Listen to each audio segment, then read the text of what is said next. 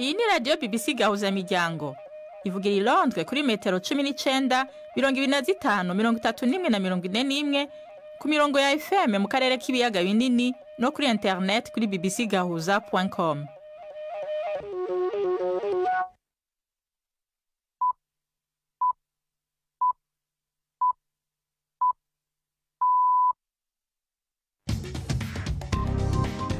Ubu ni saa 10 n'igice ku isaha mpuzamakungu ya GMT, isaha 12 n'igice mu Rwanda no mu Burundi. Muri kumwe na Nina Iradukunda. Ndabahaye mwiriwe n'ikaze bakunzi ba BBC gahuza miryango. Izi ni ngingo z'amakuru yo kuri umunsi wa kabiri itariki 8 z'ukwezi kw'icumi mu 2024. Icagera c'umukuru w'umugwi wa Hezbollah yavuze ko ashigikiye utwigoro tw'inamashinga amateka ya Libani two guhagarika ingwano na Israel. Mu Rwanda, Rashid Hakuzimana yakatiwe igihano cy'igifungo c'imyaka 7 nyuma yo guhamwa n'ibyaha birimo guhakana no gufobya genocide. Ishirahamwe ry'urubuga rwa TikTok ryitwariwe n'amareta arenga 10 yo muri Amerika aryagiriza kuba yaragize uruhara n'ibigirankana mu ngurane y'amagara yo mu mutwe y'abana n'ibiyabaga. Tubafitiye n'igikino c'urunana. Ibi biganiro biyobowe na Prudence Ngiyumva.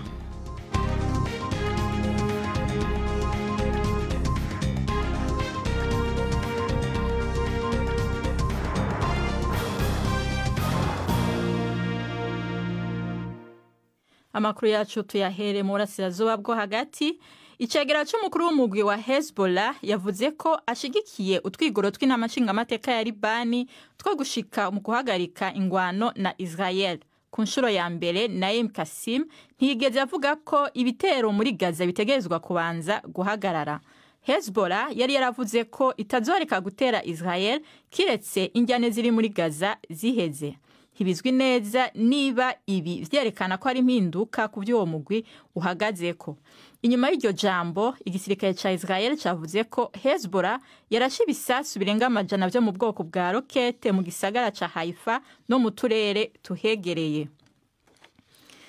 Abanyagihugu bo mu ikambi y'impunzi ya Jabalia mu buraruko bwa Gaza bavuze ko habaye imirwano ikomeye mu gihe ingabo za Israel zifashishije ibimodoka vy'ibifaru zagerageza gukinga ko abagwanyi b'umugwi Hamas basubira kwiyegeranya muri ako karere. Imigwi y'abaganga ivuga ko ibiziga birambaraye mu tuyira twaga kandi ko batashoboye gushikira abakomeretse. Igisirikare ca Israel cari catanze itegeko ryo gukinjura ku bari Jabalia no mu duce twa Beit Hanun na Beit Lahia. Abasivile bari babwiwe kuja aho Israel yise akarere k'ubutabazi kari i Al-Mawasi mu buraruko bw'akarere ka Gaza. Umwaka uraheze umugwi wa Hamas ugavye igitero kuri Israel kigahitana abantu barenga 1000, abandi barenga 200 bakanyuruzwa. Israel nayo ica yihora mu kugaba ibitero bikomeye i Gaza no muri Libani. Ivyo bitero bimaze kugwamo abantu baharugwa mu bihumbi 100. Mu gihe atacerekana ko iyi ntambara yohagarara, hari ubwoba ko ivyo bishobora gutandukira akarere kose kurasira bw'zuba bwo hagati. Mukanya gaheze naganiriye na Omar Halfan, umusesanguzi mu bya politiki yo muri ako karere. Ntangura ndamubaza niba nyuma y'uyo mwaka w'ibitero muri Gaza na Libani, Israel yoba yarashitse ku ntumbero yayo.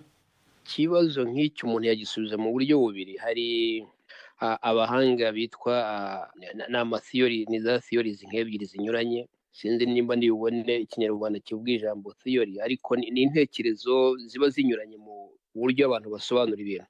Rero hari abitwa ngo ni idealist n'abitwa realist. Abitwa idealist bavuga yuko Israel nta kirimo kugira, ahubwo ibyikora byo gutera nyine ibitero nk'uko yabikoze kuri Gaza, ikabirimo kubikora muri Lebanon mu majyepfo, aho irimo kurwanya nyine umutwe wahari witwa Hezbollah. Abo ba idealists bavuga yuko mu by'ukuri ibyo Israel irimo gukora bituma ahubwo abo bitwa ko ari abaterabwoba biyongera. Noneho mu buryo bwa kabiri, nangwa se mu gusobanura mu buryo bundi mu yindi ntekerezo y'abitwa realist, realiste bo ni abantu bavuga bati ibintu tubisobanura uko tubibona kandi umuntu akabivuga uko biri. Bo bemeza yuko mu by'ukuri ibyo Israel irimo gukora ibyo irimo no kugera ku ntego, ariko bitanga umusaruro. Nubwo bitanga umusaruro mu gihe gitoya, hakongera akavuka indi mitwe nangwa se wa mutwe ukagenda ukiburuka ukikusanya ukongera ukagaruka, ariko byibura baba bakoze ibyo bita decapitation, ari byo kuvuga kwica mbega abawukuriye mu buryo bwa politike no mu buryo bwa gisirikare. None birashoboka koko yuko Hamas na Hezbollah vyozimaganya? Aho niho rero ya ntekerezo ya mbere y'abitwa idealist bavuga bati ntago bishoboka. Bariya n'abantu bashingiye ku bitekerezo by'imyemerere. Imyemerere rero ntago ivaho. Abantu baragenda bakicwa nk'uko bigaragara, nk'uko wari umaze kubivuga, hamaze gupfa ibihumbi birenga 40 muri Gaza. Bikanavugwa yuko abaturage benshi n'abagore n'abana rero barimo kubigenderamo. Ubundi biranagoye kuko iyo umuntu yavuga ko abahamasi bazimangana nangwa se abahizbura bakazimangana, kuko ntago ari ukuvuga ngo ubu turimo turavuga ngo Israel irimo irarwana muri Lebanon, ariko irimo irarwana nyine n'umutwe, abo n'abantu badafite igihugu. Tuvuga ni ukuvuga ngo ni imitwe itari leta. Iyo mitwe rero itari leta kugira ngo uzayirwanye birangize ni ibintu bidashoboka. Biravuga ko iyi ntambara ishobora gukongera akarere kose k'uburasirazuba bwo hagati. Birashoboka koko? Ntabwo ariko bimeze, kuko aho mbihera ko Leta z'Ubumwe za Amerika zifite abasirikare muri bihugu hafi ya byose. Leta z'Ubumwe za Amerika zifite abasirikare muri Qatar, zifite abasirikare muri Saudi Arabia, zifite abasirikare muri Kuwait, zifite abasirikare muri iriya United Arab Emirates. No kuvuga ngo bariya barabu bafatanya na Irani kugira ngo barwanye Israel ntabwo byakoroha. Ni ibintu bidashoboka. Igihugu gikomeye nangwa se ibihugu navuga bikomeye bishobora kuba byateza n'intambara ni igihugu cya Misiri, igihugu cya Egypt. Egypt rero ifitanye umubano na Leta z'Ubumwe za Amerika ku buryo kandi Leta z'Ubumwe za Amerika na Israel bicungira hafi icyo gihugu cyonyine, kuko nicyo cyonyine cyakora nk'intambara igasa nkaho ishegesha kariya karere ko mu burasirazuba bwo hagati. Naho ibindi bihugu byose biri hariya ntabwo bifite ubushobozi bwo kuba byakora intambara mu rwego rwo kurwana na Israel. Yari Omar Harfan. Twariko turavugana. Tubandanyiza amakuru yacu muri Amerika. Umuyobozi wa leta ya Florida Ron DeSantis yavuze ko umuyaga w'igihuhusi wiswe Milton uri ku kigero ca 4 uza gushika muri iyo leta mu masaha 48 ari imbere, kandi ko abanyagihugu baho bategerezwa gutangura gushira mu ngiro imigambi yo gukinjura. Mu kiganiro yagiranye n'abanyamakuru yavuze ko uturere 51 two muri Florida buri mu bihe bidasanzwe, kandi ko inyubakwa z'ubuvuzi za leta 200 zamaze gukugwamo abagwayi. Kuwa mbere umukuru w'igisagara ca Tampa Jen Castor yavuze ko abasigaye mu turere twari twahawe itegeko ryo gukinjura bazopfa. Cyo kimwe n'imiyaga ihuha ku bunyarutsi bwa kilometero 260 ku isaha, icyo gihuhusi citezwe guteza imipfunda ikomeye ishobora gushika ku metero hafi 3.5 muri Florida y'uburengero. Mu Rwanda, Rashid Hakuzimana yakatiwe igihano cy'igifungo cy'imyaka 7 nyuma yo guhamwa n'ibyaha birimo guhakana no gupfobya jenoside. Rashid Hakuzimana yafunzwe mu 2021. Yamenyekanye cyane kubera ibiganiro bye bitavugwaho rumwe yanyuzaga muri YouTube binenga ubutegetsi. Mu rubanza rwe, Rashid Hakuzimana yagiye yanga kwiregura ku birego yarezwe, avuga ko akwiye kurekugwa kuko ari umunyapolitike uvuga ibitagenda. Umunyamakuru wa BBC Yves Bucyana yari mu rukiko adutegurira inkuru ikurikira. Mw'isomwa ry'uru rubanza, Rashid Hakuzimana ntiyari mu cyumba cy'urukiko, ndetse no ku mashusho y'ikoranabuhanga yahuzaga urukiko na gereza ya Mageragere aho afungiye naho ntiyahabonekaga. Mu rubanza, Rashid Hakuzimana yashinjwe ibyaha byo guhakana no gupfobya jenoside, gukurura amacakubiri no gukwirakwiza amakuru y'impuha. Kuri uyu wa kabiri, urugereko rw'urukiko rukuru rukorera mu mujyi wa Nyanza rwamuhamije ibyo byaha byose. Umucamanza yavuze ko isuzuma ry'urukiko ryasanze ari ibyaha yakoreye ku mbuga za YouTube harimo n'urwe. Urukiko ruvuga ko imvugo yagiye akoresha mu biganiro yakoreraga kuri YouTube zigize ibyo byaha. Muri izo mvugo harimo aho avuga ko kwibuka bikwiye kuvaho, ibi bikaba bigize icyaha cyo gupfobya jenoside. Yavuze kandi ko abana barokotse jenoside batitaweho kimwe n'abana b'abategetsi, byo bikaba bigize icyaha cyo gukurura amacakubiri. No kuba yaravuze ko umuntu wese ugerageje kwiyamamaza kuba perezida wa repubulika afungwa, bigize icyaha cyo gutangaza amakuru y'ibihuha. Umucamanza mukatira igihano cy'igifungo cy'imyaka 7 n'ihazabu y'amafaranga miliyoni 1. Mu rubanza mu mizi, Hakuzimana Rashid yazaga mu rukiko nta umwunganira afite nyuma yo gutandukana n'uwamwunganiraga mbere gato y'uko urubanza rwe rutangira mu mizi. Ntiharamenyekana niba azajurira icyo gihano. Hakuzimana Rashid ntiyigeze yiregura kuri ibyo byaha yarezwe. Mu kwezi kwa 9 uyu mwaka, ubwo byari biteganyijwe ko atangira kwiregura, yanze kugira icyo avuga kuri ibyo byaha. Avuga ko nta wamureze, ko ahubwo yiteguye kurega umushinjacyaha kwiyitirira umwuga. Anavuga ko amaze imyaka irenga 3 afunze azira ubusa.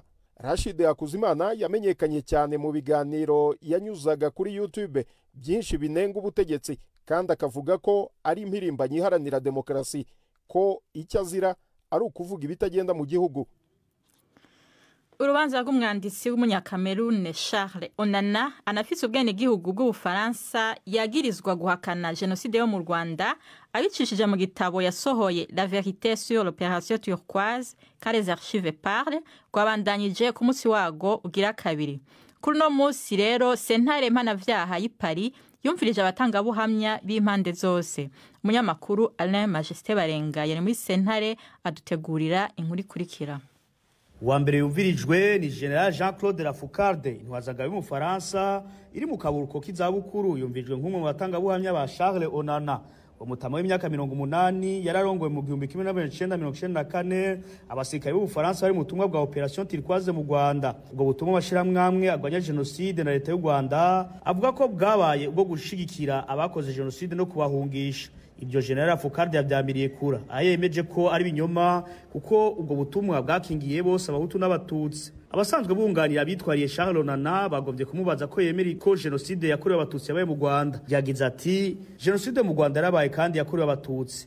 Jewe ubwanje narabyiboneye, ariko hari n'abahutu benshi bishwe na FPR bakiri ku rugamba muri ico gihe nyene. Ibyo ndavyemeza nivyo biri no mu gitabo ca Onana. Hakurikiye Yohan Swinen mu birwi imyaka 78 yahoze asiruka ububirigi Kigali hagati y'imyaka 1994 nawe nyene yabaye nka General Lafourcade mu kwemeza ko jenoside yabaye mu Rwanda kandi yakorewe abatutsi, ariko hari n'ubwicanyi bwakorewe abahutu. Yohan Swinen azwi cyane mu manza za jenoside nk'umwe mu batangabuhamya, yemeje ko uvuze ko hishwe abahutu mu 1994 batomwita guhakana jenoside. Batangabuhamya abashirahamwe indwi yitwariye Charles Onana hatambwe Thomas Okman w'imyaka 43 yigisha ivyigwa by'amategeko mpanavyaha n'akahise ka jenoside ku isi, aho yasiguye ko ico gitabo kigaragara ko Charles Onana yahakanye ko habaye jenoside mu Rwanda, aho hamwe hamwe yayigabanije ubukana.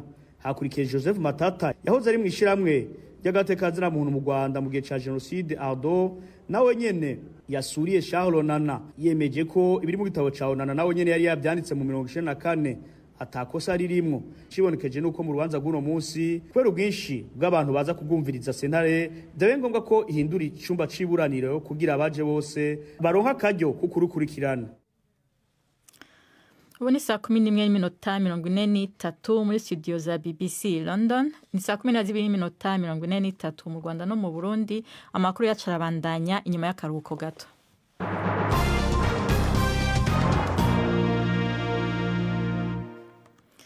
Urugahwaniro rwa TikTok rwitwariwe n'amareta arenga 10 yo muri Amerika agwahagiriza kuba yaragize uruhara n'ibigirankana mu ngorane z'amagara yo mu mutwe y'abana n'imiyabaga. Abashingwa manza baserukira ayo mareta ayazi imbere akaba ari California na New York bavuga ko bimwe mu bigize TikTok bishobora kubabaza kandi bigatuma umuntu abatwa.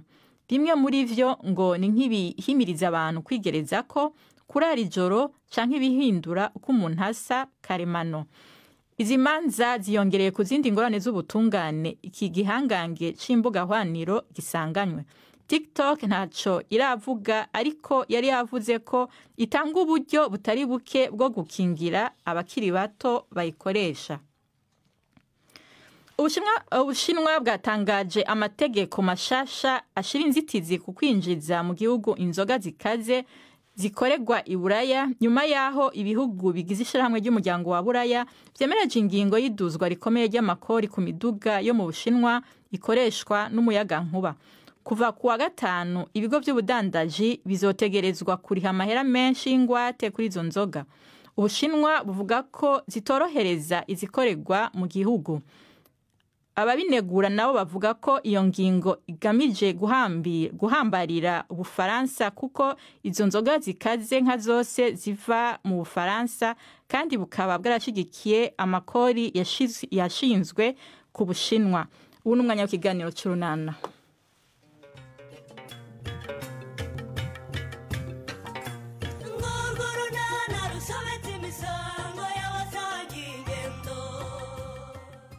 Nyuma yo kwihanangirizwa na Nyesi, Leya ntaratezwa ku mugambi we.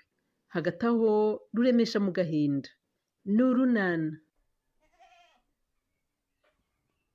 Yewe, nubwo nanga kuguca intege rero.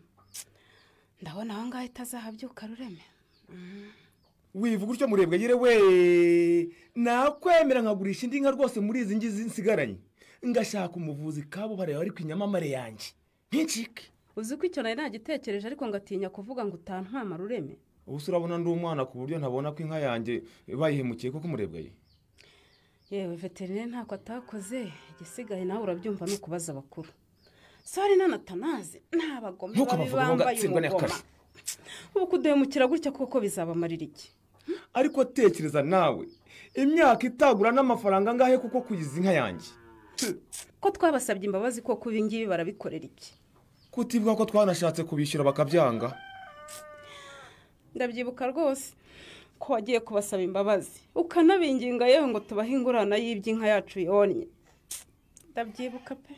Ariko ubugome bubatogota mu bwonko no mu mutima buranga butuma bamemukirira inka rwose. Uravuga ibyo gusa wibagiwe no mu nda Rureme. Ubugome bwabo butogota mu nda bukamanuka bukagera mu mano. Umuntu akaroga inka y'umuturanyi koko ayiziza kumwonera koko. Bajenge ariko bajenge tuzabonana. Umva urabizi Rureme? Ndakumva. Va muri ayo. Ujye gushaka umuvuzi kuko ubu ngubu ushobora gutinda gato n'izindi zigafatwa. Icyo nkukundira nicyo. Cyane rwose urumva umwanzi ntasinziriye. Ubu ngubu aho tanazari arimo arenyegeza uburozi bwe yahaye inyamamare yanjye. Ushobora kurangara gatoya nyine bugafata n'izindi.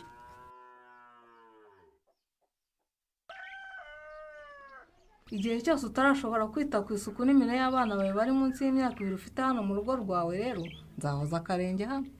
Ko wakogeje se? Uvuze ngo iki mukobwa ja? Mujyana uzi ko ntumvise icyo umbwiye?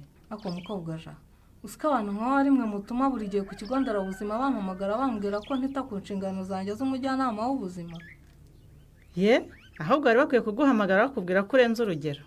Sinkwiye guhangayikishwa nuko mungahisha nk'umujyanama w'ubuzima mwe mudahangayikishijwe n'ubuzima bw'abana banyu rero. Si uko se ubuhangayika gutyo kubera iki ko njye na Pascal turi abantu bakuru? Icyo nicyo kibabaje mukobwa ja. Kuba muri abantu bakuru mukabyara abana mukanirwa kubitaho mugahabwa inkunga y'ingoboka ihabwa abagore batwita n'abafite abana bari munsi y'imyaka 2 yo mu miryango ikenye. Nta kindi gamije ari ukuzamura imibereho yanyu no kwita ku buzima bw'abana banyu aho kuyikoresha ikigenewe mukayoboka akabari. Ariko rero mujyanama nubwo nkubaha ngiye mukobwa Jana Jeanne d'Arc nanga umuntu nyurira. Si kugucyurira no kugukebura mukobwa ja. Hindura imyitwarire wite ku buzima bw'abana bawe. Inkunga y'ingoboka uyikoresha icyo yagenewe. Nta kindi no kwita ku mirire y'abana kubagirira isuku kugira ngo barinde imirire mibi no kwikura mu bukene. Mwaramutse mujyana. Mukobwa ja. Karame. Mu mararungu disi mugufashe mbe mutonerera kano kajumba yirire urangiza ibyo wakoraga tugende dore amazi yatembye ageze kuri. Uretse gato kumwereza umwana mukobwa ja. Niko Pascal. Karame mujyana. Harya uvuye? Kuki uhambaje se kandi wahabonye mujyana? Simvuye mu bwiherero ureba koko. None uraje ngo baguhe umwana umuterura unamutonerera ikijumba udakarabye izo ntoki n'amazi meza n'isabune. Mu mararungu se ko n'ubundi ari ngiye wakunda ko mugaburira umva mbikora dukina rwose akishima nta kibazo Kuburyo uva mu bwiherero ukaza ugahita ugaburira umwana mugakina cyangwa ugakora indi mirimo udakarabye intoki n'amazi meza n'isabune Pascal. Ariko se mujyanama koko mwagiye mureka gukabya. intoki zanjye rwose ko numva nta mwanda uriho pe ni ukuri kw'Imana. Akababi k'ikiziranyenzi nakoresheje nagakoresheje nitonze neza, nta mwanda nakozeho. ni ukuri mva nawe reba singize intoki zanjye do, reba imbere n'inyuma uninukirize wumva kirinukirize. Asigaye igerayo Pascal, nibyo kuko urabona nta mwanda ukuri ku ntoki. Aya ntaho, ariko urawufite pe.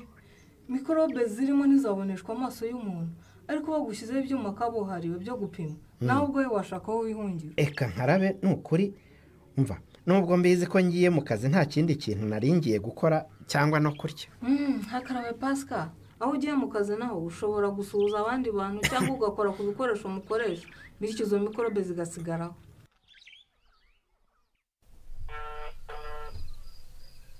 Alo, nizere ko ntakuvangiye Budeyi. Watinze kunyitaba nk'umuntu wari uhuze cyane. Pardon shanye. Gutinda kukwitaba, umpamagaye ntangiye kugaburira urubyaro rwanjye. Dore ubu mbasigiye kantengwa ngo ababagaburira. Ndakuzindukiye rero wihangane. Ariko urabizi ko mpari kubwawe mukobwa mwiza. Nanjye rwose niyo mpamvu ngo uhamagaye Budeyi. Ariko rero ntugire ngo ntunteye amatsiko. Ndabizi ko yagira pe. Mbwira rero kugira ngo atanyica agira vuba. Ariko noneho ndumiwe koko. Ni ukuri mbwira muri make. Ni ikibazo wagiranye na mama wawe se? Numwe mu bavandimwe bawe cyangwa uri murankanga wenda ari n'ibindi byiza nko gutegura ubukwe bwawe na Chris mbimenye. Nyumvira Budensi yananga ubukwe ni ukuri. Why not? Wowe unshakira umwanya gusa nta kindi Budeyi. Cyakora nibirebana na Chris pe, ni nabyo nshaka ko tuganira. Ntiwumva se ko ibyo natekereje ari byo? Nuguhindura ya ndirimbo ya Kankwanzi na Bushombe baririmbaga ngo Bushombe na Kankwanzi basezeranye. Tugashyiramo Nyesi na Chris. Ariko se ko mfite akazi kenshi ndakubonera umwanya vuba nye.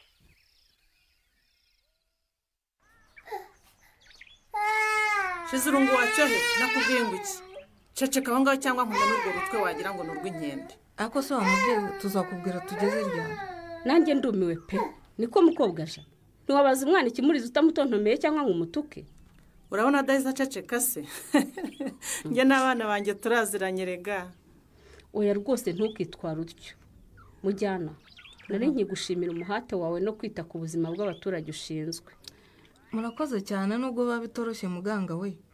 Ubu rwose unsanze ntameranye neza na mukobwa Jean. Ariko rero mujyanama ni ukuri ndagerageza pe, nubwo ntahise mbikubwira buriya wasanze igikoma gihiye. Nari ntegereje ko gihora ngo nkibahe. Uzi ko nanjye aricyo cyangenzaga mukobwa Jean. Umujyanama w'ubuzima yatanze raporo ko abana bawe bashobora kurwara indwara ziterwa n'imirire mibi. None mbonye ntakoze ndavuga ngo reka nze hano. Ako ni akabazo koroshye cyane rwose. Urebye umuto bamupimye amaze iminsi arwaye impiswi, niyo mpamvu yaje mu muhondo. Hanyuma se arwara impiswi atabitewe n'umwanda mukobwa Jean. Kandi rwose nkora muri urugo mbagira inama yo kwita ku isuku y'ibyo mugaburira abana, y'intoki, y'aho mutuye. Pascal atinyuka ashake kugaburira abana adakarabye intoki kandi avuye mu bwiherero koko. Avuze ko yarahishije igikoma. Ngaho nakizane rwose tunamufashe kugaburira abana. Kandi ubwo mwagize ngo ndababeshya. Hayigamana we mukobwa Jean. Iki ni igikoma uha abana cyangwa ni umugezi? Niko se mukobwa Jean. Kuki ukagira karekare gutya koko? Ese ubundi ubinishisha kibondo? Ariko mwababyeyi mwe rwose muri abatesi. Turi abatesi gutese. Kuko bazashisha kibondo wawe nk'umuti w'umwana watangiye gufata imfashabere ndetse n'undi ufite utaruzuza imyaka 2 ni uguteta. Niko mukobwa Jean. Ndakumva muganga we. Ibi ni ibiki tubona? Mwababyeyi mwe rero mwembi murabiza hamafite abandi bana. Umumararungu na Shizirungu ntibangwiyoshisha kibondo bonyine. Ariyo mpamvu niyeranja nyine. Ngugire ute? Ndiyeranja ngashaka andi mafu nkayivangira kugira ngo itubuke n'abandi bana bamweho kuko nabona ari ababyeyi ntibavutse inyuma y'inda. Ntawahakanye ko utababyaye wa mubyeyi we. Aho kurabizi ko shisha kibondo yihabwa nk'umuti. Iyo bayiguha barabigusobanurira ko itavangwa n'andi mafu ikindi dasangirwa. Nyine namwe muri ababyeyi murabyumva abana bose n'abanjye. Kandi nk'uko mubitubwira shisha kibondo ikungahaye ku ntungamubiri. Nayo mpamvu mba ngira ngo nakamuhoza kanyweho kazahe na muzara nabo bakaboneraho. Murambikubwira ko umubyeyi uri muri gahunda ya shisha kibondo agomba kuyikoresha akurikije amabwiriza.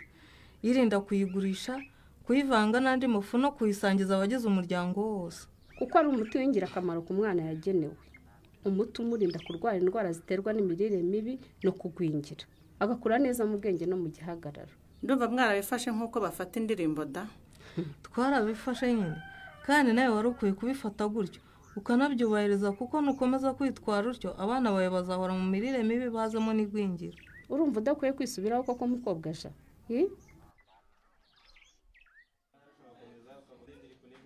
Imyuzo Ruremi. Ahora nisi mwabagabo mwe. Ni wihuta ugende rwose n'ubundi ntiwambereye mwiza. Yewe Ruremi nibyo koko wowe imvura nyinshi yaraguye gukoraho rwose. Yego yakoze amarorerwa n'inyarurembo. Ariko yageze mu mirimo ufite ku gasozi hariya hejuru. Irakushumura neza neza ramo. Narabimuza rwose. Yemesha ro mubwire. N'ubundi niba utarafashe ingamba rwose ngo ugire icyo ukora. Bizongera bigende? Ingamba narazifashe bushobo. Nuko ninakishije amaterasi y'indinganire sukura imirwanyasuri ntera n'ibiti n'ibyatsi iyo bifata ubutaka. Nuko rwose. Aho rwose suri warayirwanyije pe. Iyo nabigenza gutyo se ugira ngo ibi byari kongera kumbaho. Gusa rwose uyu mwaka wambereye mubi niba uzarangira bimeze bite simbizi pe. Erega bibaho. Hari umwaka uza rwose ukagira ngo watonganye nawo. Niyo mpamvu bahora batubwira kubungabunga ibidukikije rega. Aya ni ngombwa. Kuko ibikorwa bya muntu nibyo bituma tugerwaho n'ingaruka zibiza nk'ibyo byose.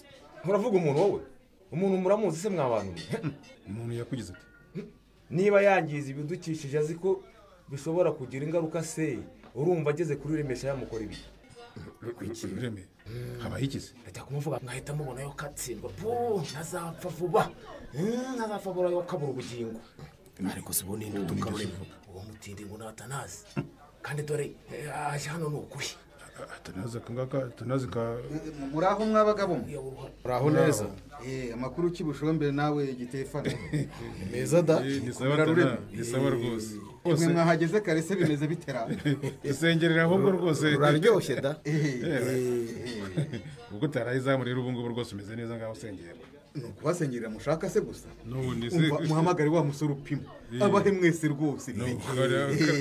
Cyangwa kubandira ari cyane. Njye nanzoga yashaka. Uretse no kunywa iyo usengere niyo nisengeye sinayimera aho wicaye. Ariko se Ruremi. Atanazi uyu nguyu ukoresheje iki rwose ngo tubafashe kumvikana ko hari abagabo burya adapfa abandi. Batubwire rwose. Tubwire naho ubundi uravuga udondobekanya amagambo mutu kugira gute tubwire icyo mupfa. Uyu mugabo mureba yandogeye inka. Ngwiki? Inka yanjye nyamamare niyo nagiraga rwose inka mukamutubuza. None ubiri mu marembera kubera iseri rya Atanazi uyu nguyu mureba n'umugore we cyore nanyagukoreshwa amabuye. Uracyavuga ngo nakurogeye inka koko Ruremi kwe? Uratinyutse unabivugira imbere y'abagabo bagenzi. Utayirogase. Mureke mbasobanura uko byagenze mwabagabo. Toka kura pu. Jya ntabisobanuro byawe nkeneye tana. Gusa ube bizi ko inyamamare yanjye ipfuye. Nge nawe tuzarebana. Ariko se abagabo tubagire dute mu kagira Imana.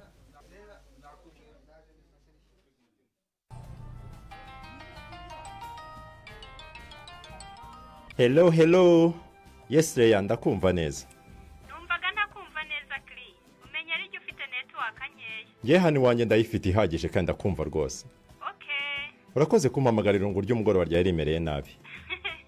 Koko se. Nukuri biranshimishije. Nukuntu ngwamagaye nikandagira afite n'ubwoba Kri. Ubwoba bw'iki se Leya? Aha, nta utinya ishyamba Chris we, atinya icyo barihuriyemo. Aho uranzimije rwose ntacyo numvise pe. Ndakubeshyera ikize. Iyo umuntu ashaka kumpisha avugira mu migani burya. Nshatse kukubwira ko afite impamvu yo gutinya kuguhamagara rero. Njyewe Christian se? Wowe rwose. Niyo mpamvu noneho numva nta morale ufite. Urebye nako birasa nabyo. Oh no. Ariko rero sinkumva neza Leya. None se ngiye kumpamagara hari ikibazo biteye koko? Nigeze nkubwira ko kumpamagara bintera ikibazo se? Wowe ntacyo wambwiye ariko nyine abandi barabimbwiye. Kandi rwose nukuri Kri. Niba narakuvangiye mu rukundo rwawe na sheri wawe, umbabarire pe. Ngwiki? Aha, nigira gahanga gato nkakarinda uruguma mama we. Munyibabarire rwose. Nzi wawe kugusura nta kibi naringamije. Nkurikije rero uko Anyesi yabifashe, nshobora kuba narakosheje. Ahubwo niwe wabikomeje Leya. Nge ndumva nta kibazo kandi na Anyesi nta kibazo yabigizeho pe. Uravugisha ukuri Kri? Cyane rwose. Bivuze ko nyuma y'uko Anyesi yasanze frare yanjye n'agatabi wawe ntibimushimishe, nagaruka nta kibazo Kri. Chris arongeraho karibu Leya. Leya se yatinyuka gusubira kwa Chris nyuma y'ikiganiro yagiranye na Anyesi. Ntuzacikwe n'ikiganiro runana cy'ubutaha. murakoze abo mu gikino c'urunana amakuru yacagarukiye ngaha